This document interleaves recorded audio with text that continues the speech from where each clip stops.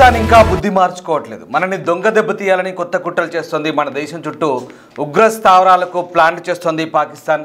ఈ నేపథ్యంలో ఒక్కసారిగా పాకిస్తాన్ కుట్రలైతే ప్రస్తుతం బట్టబయలైన పరిస్థితి కనబడుతోంది. ఇక పాకిస్తాన్ ఆగడాలకు సంబంధించి భారత్ ఇప్పుడు నిఘా పెడుతోంది. భారత్ సరిహద్దుల్లో నేపాల్, బంగ్లాదేశ్లో ఉగ్ర నివాసాలు, ట్రైనింగ్ సెంటర్ల ఏర్పాటుకు సన్నాహాలు చేస్తున్నట్టుగా మన ఇంటెలిజెన్స్ పసిగట్టింది. ఉగ్రవాదుల విచారణలో పాక్ కుట్రలు బయటపడ్డాయి. దీంతో సరిహద్దుల్లో మరింత భద్రత కట్టుదిట్టం చేశారు. కొన్ని రోజులుగా నేపాల్లో విస్తరించడానికి లష్కరే తైబా, జైషే మహమ్మద్ ప్లాన్లు వేస్తోంది. అటు బంగ్లాలో అల్-ఖైదా, ఐసిస్ విస్తరిస్తోంది. ఈ నేపథ్యంలోనే పాకిస్తాన్ నుంచి బంగ్లా, నేపాల్కు వలసలు పెరుగుతున్నాయి. ఉగ్రవాద శిబిరాలకు తుర్కీ ఆర్థిక సహకారం అందిస్తున్నట్టుగా కూడా ఆరోపణలు వస్తున్నాయి. దీంతో ఒక్కసారిగా మరోసారి పాకిస్తాన్ తన వక్రబుద్ధిని ప్రదర్శిస్తోంది. భారత్లో మరోసారి అశాంతిని, అల్లకల్లోలాన్ని సృష్టించేందుకు సిద్ధమవుతున్నట్టుగా భారత నిఘా వర్గాలు భావిస్తున్నాయి. భారత్ చుట్టూ ఉగ్రవాదాన్ని విస్తరించేందుకు పాకిస్తాన్ కుట్రలు పడుతుందంటూ భారత నిఘా వర్గాలు అయితే బల్లగుద్ది చెప్తున్నాయి. ఇందుకోసం భారత్ సరిహద్దు దేశాలైన నేపాల్, బంగ్లాదేశ్లోని కొన్ని ప్రాంతాల్లో ఉగ్ర నివాసాలు, ట్రైనింగ్ సెంటర్లను సిద్ధం చేస్తున్నట్లుగా భారత్ నేపాల్ సరిహద్దులకు కొన్ని కిలోమీటర్ల దూరంలో ఉగ్ర స్థావరాల ఏర్పాటుకు సన్నాహాలు చేస్తున్నట్లుగా ఇంటెలిజెన్స్కు ఇన్పుట్స్ అందుతున్నాయి. ఆపరేషన్ సింధూర్ తర్వాత ఇవి మరింత వేగవంతమైనట్టుగా తెలుస్తోంది. ఉగ్రవాద శిక్షణ పొందే వారి కోసం బంగ్లా, నేపాల్లోని పలు ప్రాంతాల్లో కొన్ని శిక్షణ శిబిరాలు, నివాస సముదాయాలు ఏర్పాటు చేసినట్లుగా కూడా నిఘా వర్గాలు చెప్తున్నాయి. బంగ్లా, నేపాల్ సమీపంలోని భారత్కు చెందిన రాష్ట్రాలు ఇటీవల ఉగ్రవాద సంస్థలకు చెందిన పలువురు కార్యకర్తలను అరెస్ట్ చేసిన తర్వాత చేపట్టిన దర్యాప్తులో ఈ విషయాలు గుర్తించినట్టుగా నిఘా వర్గాలు అంటున్నాయి. దీంతో సరిహద్దు ప్రాంతాల్లో భద్రతను పెంచినట్టుగా కూడా తెలుస్తోంది. పొరుగు దేశాల్లో విదేశీ నిధులతో ఏర్పాటవుతున్న ప్రాజెక్టులపైన కూడా నిఘా ఉంచినట్లుగా చెప్తున్నారు. ఇక ఉగ్ర సంస్థలు లష్కరే తైబా, జైషే మహమ్మద్ నేపాల్లో తమ సంస్థలను విస్తరించడానికి చర్యలు తీసుకుంటున్నట్లుగా నిఘా వర్గాలు పసిగట్టాయి. అల్-ఖైదా, ఐసిస్ గత 5 నెలలుగా బంగ్లాదేశ్లో తమ కార్యకలాపాలను విస్తరించడానికి ప్రయత్నాలు చేస్తున్నట్టుగా తెలుస్తోంది. ఇందులో భాగంగా పాకిస్తాన్లోని పలు ప్రాంతాల నుంచి బంగ్లాకు, నేపాల్కు నిరంతరం వలసలు కొనసాగుతున్నాయి. ఆయా దేశాల్లో ఉగ్రవాద శిబిరాల నిర్వహణకు కావాల్సిన నిధులను తుర్కీ అందిస్తున్నట్టుగా తెలుస్తోంది. ఢాకాలోని జమాతీ ఇస్లామీ కార్యాలయం పునరుద్ధరణకు తుర్కీ నిఘా సంస్థ నిధులు సమకూర్చినట్లుగా భారత ఇంటెలిజెన్స్ వర్గాలు ఆరోపిస్తున్నాయి. దీంతో సరిహద్దు ప్రాంతాల్లో భద్రతను కట్టుదిట్టం చేసినట్టుగా తెలుస్తోంది. మొత్తం మీద పాకిస్తాన్ కుట్రలు బట్టబయలవుతున్నాయి. భారత్ చుట్టుపక్కల ఉగ్రవాదాన్ని విస్తరించేందుకు కుతంత్రాలు పన్నుతుందంటూ భారత నిఘా సంస్థలు వెల్లడిస్తున్నాయి. ఈ లక్ష్యంతో భారత్ సరిహద్దుకు దగ్గరగా ఉన్న నేపాల్, బంగ్లాదేశ్ ప్రాంతాల్లో కొత్తగా ఈ ఉగ్రవాద శిబిరాలు, శిక్షణా కేంద్రాలను ఏర్పాటు చేసినట్టుగా తెలుస్తోంది. ఇక ఆపరేషన్ సింధూర్ తర్వాత ఈ ప్రక్రియ మరింత వేగవంతమైనట్టుగా తెలుస్తోంది. దీంతో ఈ రెండు దేశాలకు సమీపంగా ఉన్నటువంటి భారత రాష్ట్రాల్లో పాకిస్తాన్ మద్దతు పొందిన ఉగ్ర సంస్థలకు చెందిన పలువురు కార్యకర్తలు అరెస్ట్ కావడం కూడా విచారణలో ఈ వివరాలు బయటపడ్డాయి. సరిహద్దు భద్రతను దీంతో మరింత కట్టుదిట్టం చేశారు మన అధికారులు. అంతేకాక పొరుగు దేశాల్లో విదేశీ నిధులతో నడుస్తున్న కొన్ని ప్రాజెక్టులపై కూడా నిఘా కట్టి ఉంచారు. సో ఇటు ఎలీటి, లష్కరే తైబా, జైషే మహమ్మద్ వంటి ఉగ్ర సంస్థలు నేపాల్లో విస్తరించాలని చూస్తున్నాయి. ఐసిస్, అల్-ఖైదా ఈ రెండు బంగ్లాదేశ్లో బలపడాలని చూస్తున్నాయి. ఈ క్రమంలో పాకిస్తాన్ ప్రాంతాల నుంచి ఈ బంగ్లాదేశ్, నేపాల్కు నిరంతరం మనుషుల రవాణా జరుగుతుంది. ఉగ్రవాద శిబిరాలు నిర్వహించడానికి కావాల్సిన నిధులు అటు టర్కీ అందిస్తోంది. సో ఆ రకంగా టర్కీ ఇప్పటికే జమాతీ ఇస్లామీ ఆఫీస్కు నిధులు ఇచ్చింది. దీంతో ఈ మొత్తం వ్యవహారంలో అటు టర్కీ పాత్ర ఉన్నట్టుగా కూడా బయటపడింది. మరోవైపు దేశంలో భారీ ఉగ్ర కుట్రను భద్రతా సంస్థలు భగ్నం చేశాయి. హర్యానాలోని ఫరీదాబాద్లో ఒక వైద్యుడి ఇంట్లో భారీగా ఆయుధాలు, పేలుడు పదార్థాలు దొరికాయి. 300 కేజీల ఆర్డీఎక్స్, ఒక AK-47, మందుగుండు సామాగ్రి స్వాధీనం చేసుకున్నారు. ఢిల్లీ లేదా నార్త్ ఇండియా మొత్తంలోని కొన్ని ప్రాంతాలను టార్గెట్ చేస్తూ ఉగ్రవాదులు పెద్ద ప్లాన్ చేసినట్టుగా తెలుస్తోంది. ఇక దేశంలో ఈ కుట్రనైతే భగ్నం చేశాయి భద్రతా బలగాలు. Intelligence bureau, Jammu Kashmir anti terrorist squad police joint ఆపరేషన్లో హర్యానాలోని ఫరీదాబాద్ చెందినటువంటి ఒక డాక్టర్ ఇంట్లో భారీగా ఆయుధాలు, పేలుడు పదార్థాలు దొరికాయి. సో దీంట్లో మందుగుండు సామాగ్రి కూడా భారీగానే దొరికింది. 3 రోజుల క్రితం జమ్మూ అండ్ కాశ్మీర్ పోలీస్ అలాగే అనంతనాగ్లో డాక్టర్ ఆదిల్ అనే వ్యక్తిని అరెస్ట్ చేశారు. డాక్టర్ ఆదిల్ ఇచ్చిన కీలక సమాచారం ఆధారంగా భద్రతా సంస్థలు ఫరీదాబాద్పై దృష్టి పెట్టినప్పుడు ఈ మొత్తం వ్యవహారం బయటపడింది. తీగ లాగితే డొంక కదిలింది. ఫరీదాబాద్లో ఈ వైద్యుడు కాశ్మీర్కు చెందిన ముజాయిల్ షకీల్గా గుర్తించారు. నవంబర్ 6న ఉగ్రవాద సంస్థ జైషే మహమ్మద్కి మద్దతుగా పోస్టులు అతికించారనే ఆరోపణలతో డాక్టర్ ఆదిల్ రాధాను అరెస్ట్ చేసి పోలీసులు ఇప్పుడు అతని ఇంట్లోనే RDX AK-47 వంటి ఆయుధాలు లభ్యమయ్యాయి. ఢిల్లీ లేదా నార్త్ ఇండియాలోని అనేక కీలక ప్రాంతాలను టార్గెట్ చేసినట్టుగా పెద్ద ప్లాన్ వేశారు. కాశ్మీర్ నుంచి మొదలుపెట్టి హర్యానా వరకు ఒక పెద్ద ఉగ్రవాద లాజిస్టిక్ నెట్వర్క్ దీని వెనుక ఉందని అధికారులు అంటున్నారు.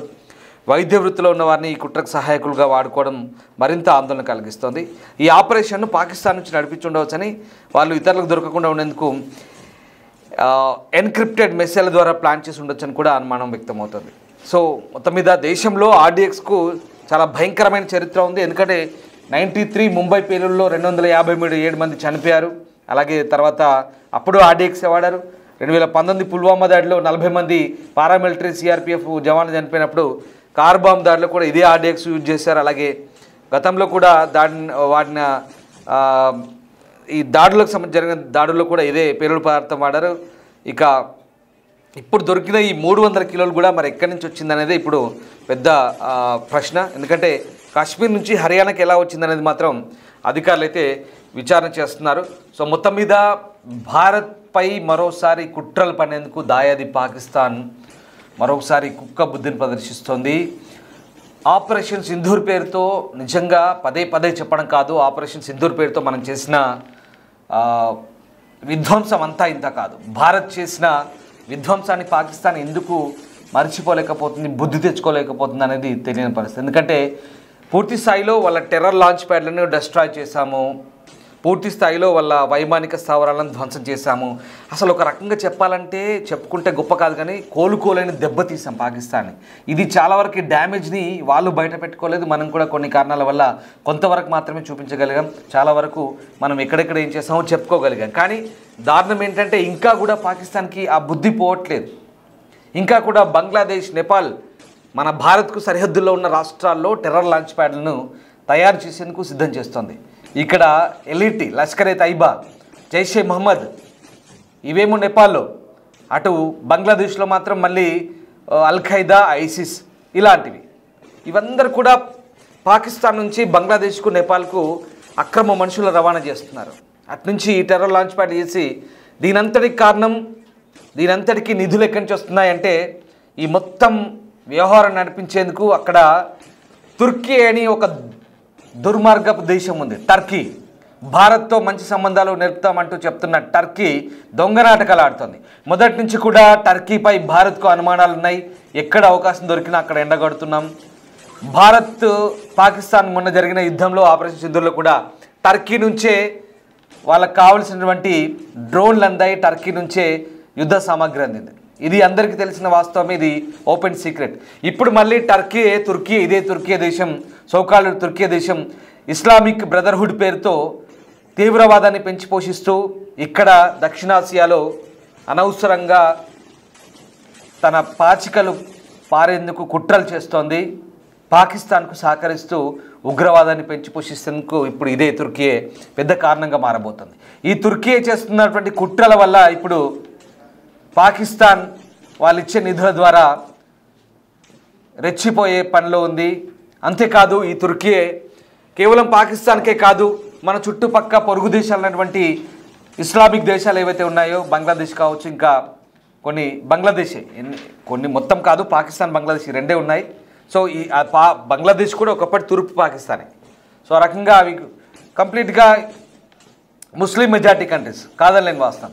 ఈ రెండు దేశాలకు ఇప్పుడు బంగ్లాదేశ్ కూడా జమాతీ ఇస్లామిక్ ఆఫీస్కి టర్కీ నుంచి ఫండ్స్ వస్తున్నాయి. సో ఇక్కడ టర్కీని నమ్ముకొని పాకిస్తాన్, బంగ్లాదేశ్ పిచ్చి వేషాలు వేస్తున్నాయి. బంగ్లాదేశ్ షెల్టర్ ఇస్తోంది. ఇక నేపాల్లో మాత్రం ఎక్కడి నుంచి వస్తున్నారో, ఏం చేస్తున్నారో తెలియదు.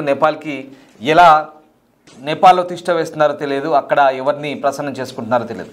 నేపాల్లో కూడా వాళ్ళ పాచికలు అక్కడ పారించి అక్కడి నుంచి ఆ భూభాగం ద్వారా భారత్లోకి చొరబాట్లకు ప్రయత్నిస్తున్నారు. ఇలా ఇప్పుడు పాకిస్తాన్ నేపాల్ నుంచి, బంగ్లాదేశ్ నుంచి మనకు పొంచి ఉన్న ముప్పు ఏంటంటే 7 సిస్టర్స్గా చెప్పుకునే మన ఈశాన్య రాష్ట్రాల వైపు ముప్పు పొంచి ఉంది.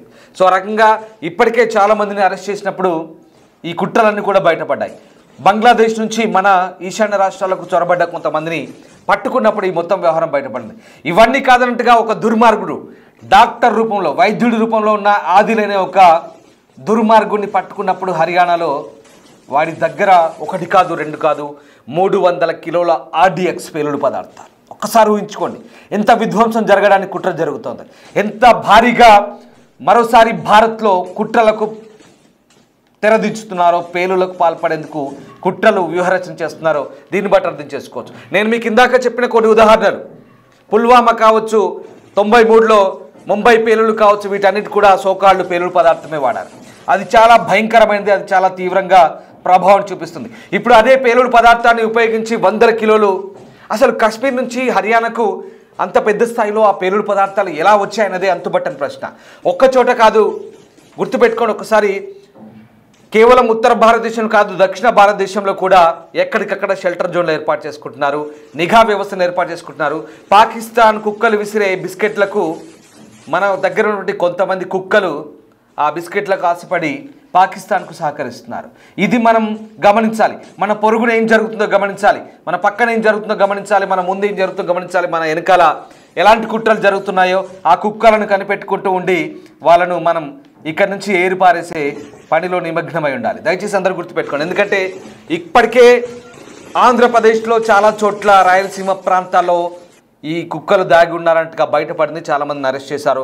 ఎక్కడో తమిళనాడు నుంచి వచ్చి చీరల వ్యాపారం ముసుగులో ఈ పేలుడు పదార్థాలు పెట్టుకొని ఇళ్లలో దేశం మొత్తం కుట్రలకు పాల్పడతారు, లేదా హైదరాబాద్ చుట్టుపక్కల ప్రాంతాల్లో ఉంటారు, ఓల్డ్ సిటీలో ఉంటారు, లేదా నల్లగొండలో ఉంటారు, లేదా నిజామాబాద్లో ఉంటారు. పాకిస్తాన్ వేసే ఈ చిల్లరకు ఆశపడ్డ ఈ కుక్కలు కొంతమంది సొంత దేశానికి కన్న తల్లికి ద్రోహం చేసిన మాదిరిగా వ్యవహరిస్తున్న పరిస్థితి. ఇదిగో ఇలాంటి వాళ్ళంతా కూడా షెల్టర్ జోన్లుగా ఇక్కడ వ్యవహరిస్తూ స్లీపర్ సెల్స్గా మారి పాకిస్తాన్కు సహకరిస్తున్న పరిస్థితి.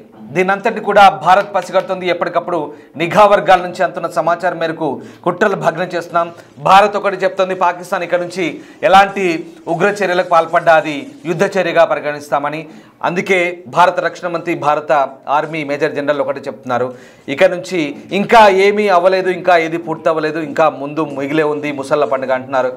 పాకిస్తాన్ ప్రపంచ పటంలో ఉండాలంటే ఇలాంటి పిచ్చి పిచ్చి వేషాలు మానుకోవాలి, లేదంటే ఉండాలో లేదో వాళ్ళో తేల్చుకోవాలని చెప్పేసి మన దేశం నుంచి మనం హెచ్చరికలు పంపుతూనే ఉన్నాను. ఇప్పుడు చెప్పండి, మీరేమనుకుంటున్నారు? ఒకసారి కామెంట్ చేయండి. పాకిస్తాన్ వక్రబుద్ధికి సంబంధించి భారత్ ఎలాంటి చర్యలు తీసుకోవాల్సిన అవసరం ఉంది? Thank you very much.